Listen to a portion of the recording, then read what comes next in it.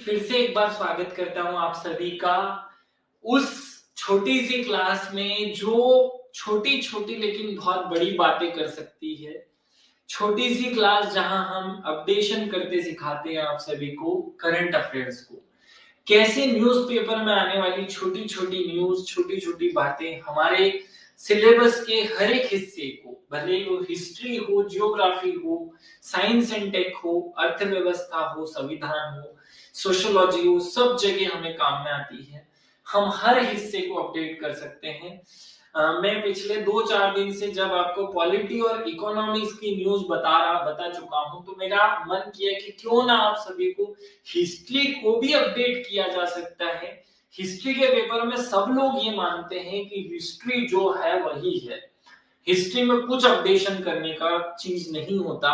History का जो content है वो वैसा ही होता है। यहाँ मैं एक आर्टिकल या न्यूज़पेपर का एक छोटा सा कटिंग आप सबके सामने प्रेजेंट कर रहा हूँ, जो है तो न्यूज़पेपर की, मतलब करंट की, लेकिन इससे हम हमारे इतिहास के किसी कंटेंट को भी अपडेट कर सकते हैं। इतिहास का कंटेंट भी अपडेट होता है। ये आज आपको मैं इस न्यूज के माध्यम से सिखाऊंगा। पिछले 3 दिन पुरानी न्यूज है, रत्नागिरी के बौद्ध स्तूप। रत्नागिरी में बौद्ध स्तूप, और ये नई दुनिया न्यूज़पेपर में आर्टिकल छपता है और यहाँ लिखा हुआ है उड़ीसा के रत्नागिरी। शायद आप लोग इसे पढ़ पा रहे होंगे, अगर नहीं भी पढ़ पा रहे हैं तो मैं इसे और बड़ा कर देता हूँ ताकि ये पढ़ने में इजी हो जाए आप सब लोगों के। यहाँ लिखा हुआ है ओडिशा के रत्नागिरी की पहाड़ियों में पिछले 3 महीने में 15 पुरातत्वविद प्राचीन काल के बौद्ध विरासत और दक्षिण पूर्व एशिया के संबंधों को उजागर करने के लिए काम कर रहे हैं।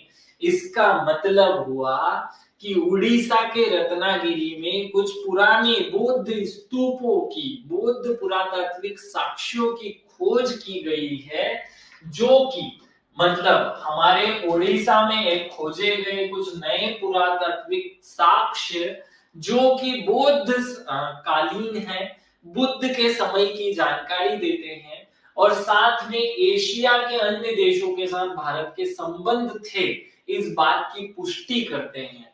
आगे बढ़ते हैं। भारतीय पुरातात्विक सर्वेक्षण के अधीक्षक पुरातत्वविद,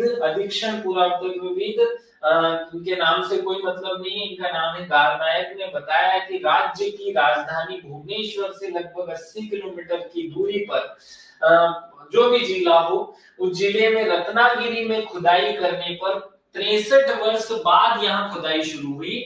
आपकी जानकारी के लिए मैं ये बता दूं कि यहाँ लिखा हुआ है कि 63 वर्षों के अंतराल के बाद 5 दिवस तक खुदाई हुई जिसमें बौद्ध कालीन साक्ष्य मिले हैं।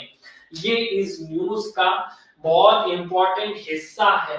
खैर ये बहुत बड़ी न्यूज है जिसमें बहुत सारी बातें बताई गई हैं, लेकिन मैं आपके सामने पूरी बात पढ़कर नहीं सुनाऊंगा, नहीं तो हम अलग डायमेंशन में चले जाएंगे। ये पीडीएफ में आपको दी जा रही है।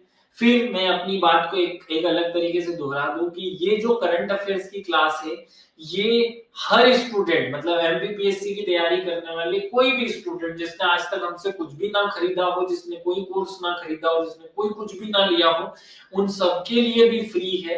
कोई भी स्टूडेंट हमारे मोबाइल एप्लीकेशन पर लाकर इस मुख्य परीक्षा की जो करंट अपडेशन की क्लास है इसे ले सकता है। ये जनरली आजकल एक फिक्स टाइम पर ही होती है, 10 बजे के आसपास इस क्लास को हम आप सब तक पहुंचाते हैं और 15-20 मिनट की क्लास में हम किसी न किसी एक कंटेंट को अपडेट करके बताते हैं।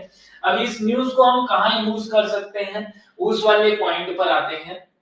इस न्यूज को हम, हमारा जो इतिहास वाला हिस्सा है या हमारे सिलेबस में इतिहास है, वहां या तो इसको पहली यूनिट में किसी क्वेश्चन को लिखने में हम उपयोग कर सकते हैं, या फिर अगर आप थोड़ा सा गहराई से अध्ययन करेंगे तो आपके जो 4th यूनिट है वहां लिखा हुआ है, वहां सिलेबस में लिख कर दिया है भारतीय सांस्कृतिक विरासत मध्य प्रदेश के विशेष संदर्भ में प्राचीन काल से आधुनिक काल तक की विभिन्न कला प्रारूप, साहित्य, पर्व, उत्सव, वास्तुकला के पक्ष, विश्व धरोहर। तो ये जो पॉइंट हमारे सिलेबस में, यहाँ से कहीं ना कहीं ऐसा प्रश्न एग्जाम में बनने के चांस है। जैसे एग्जाम में आजकल पूछा जाने लगा है ना कि रत्नागिरी क्यों प्रसिद्ध है, बौद्ध स्तूपों की खोज वर्तमान में कहाँ की गई, हमें न्यूज पढ़ ले पहले। रत्नागिरी में बौद्ध विरासत मिली है, ओडिशा में ये जगह है, जिसे ओडिशा के रत्नागिरी में ये जगह है कि रत्नागिरी की पहाड़ियों, तो ये भी क्वेश्चन बन सकता है रत्नागिरी की पहाड़ियों से किस चीज के साक्ष्य मिले हैं, बौद्ध स्तूपों के। यहाँ प्राचीन कलिंग की बौद्ध विरासत और दक्षिण पूर्व एशिया से संबंधों को प्रदर्शित करने वाले कुछ साक्ष्य मिले हैं, इनकी जानकारी प्राप्त हुई। प्राप्त क्या क्या हुआ है, एक तीर्थ स्थल के परिसर में बुद्ध की प्रतिमाओं के 3 विशालकाय सर, शिलालेख, स्तूप अवशेष मिले और पत्थर के हाथी की एक मूर्ति मिली है।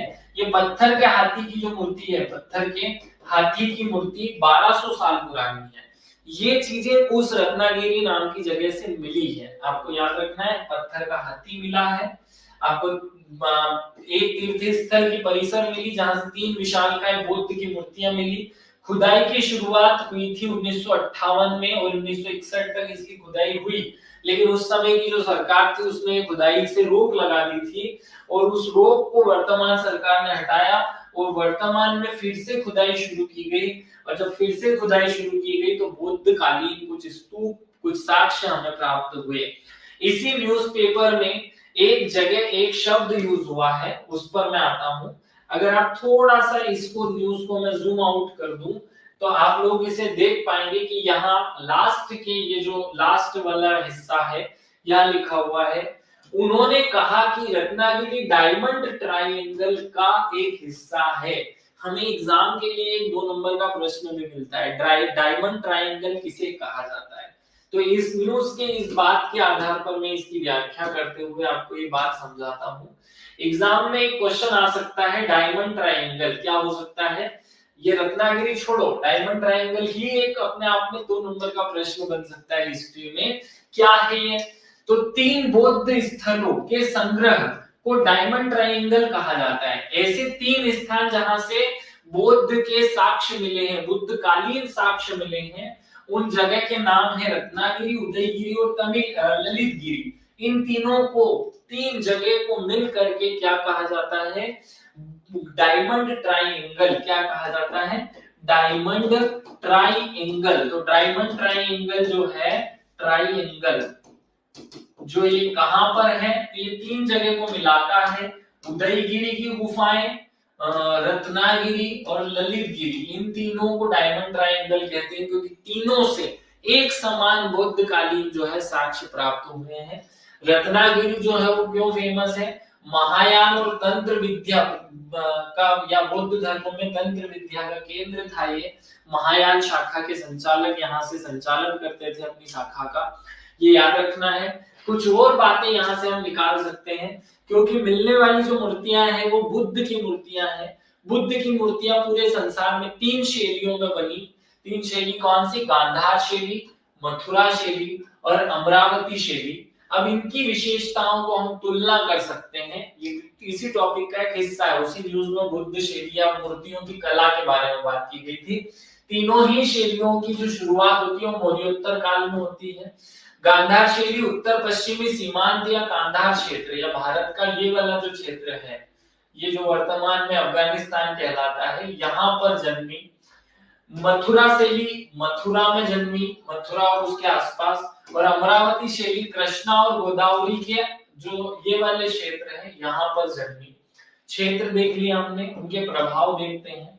गांधार शैली पर यूनानी कला या हेलोस्टिक कला कहा जाता है, हेलोनिस्टिक कला कहा जाता है, उसका प्रभाव है। ये एक स्वदेशी तकनीक है और ये भी स्वदेशी शैली से विकसित हुई। इनके उपयोग की जाने वाली सामग्री, जो गांधार शैली उसमें लाल बलुआ पत्थर या धूसर पत्थरों का प्रयोग हुआ, जो मथुरा शैली उसमें चित्तीदार लाल पत्थरों का प्रयोग हुआ और अमरावती शैली में सफेद संगमरमर का प्रयोग किया जाता है। इसकी विशेषता क्या है, इसमें लहराते घुंघराते बाल, आभूषण रहित आधी बंद और आधी खुली आंखें, इस तरीके से बुद्ध की मूर्तियां बनाई गई। यहाँ पर प्रसन्नचित चेहरे और तंग कपड़ों के साथ हर शरीर के जो ये नसें हैं इनको दिखाने का प्रयास किया गया। पद्मासन मुद्रा में यहाँ पर बहुत सारे आपको मूर्तियां मिलती है। अमरावती शैली मूर्तियां बुद्ध के जीवन और जातक कथाओं का वर्णन करने वाली है। इस तरीके से 3 अलग-अलग शैलियां, जिनमें तीनों आपको एग्जाम में अगर सीधे क्वेश्चन भी आ जाए कि गांधार शैली, तो आप इन 5-6 बातों को मिलाकर आपका आंसर लिख सकते हैं। मथुरा शैली में इसे और अमरावती शैली में इन बातों को यूज करके अपना आंसर लिख सकते हैं। इस एक छोटे से न्यूज आर्टिकल से हमने बहुत कुछ सीख लिया। हमारे सिलेबस का एक छोटा सा पॉइंट या हमारी न्यूज़पेपर की एक छोटी सी कटिंग कि बौद्ध स्तूप या रत्नागिरी में बौद्ध स्तूप मिले, वहां से हमें बहुत कुछ सीखने को मिला। मैं आशा करता हूं कि इस 15 मिनट की छोटी सी क्लास में आप अपने इतिहास को, अपने सोशियोलॉजी को, अपनी उद्यमिता को, हर सब्जेक्ट को अपडेट करना सीखेंगे और इसके उपयोग से आप मुख्य परीक्षा में टॉपर की श्रेणी में शामिल होंगे। सभी को विशेष रूप से धन्यवाद। जय हिंद, जय भारत, भारत माता की जय।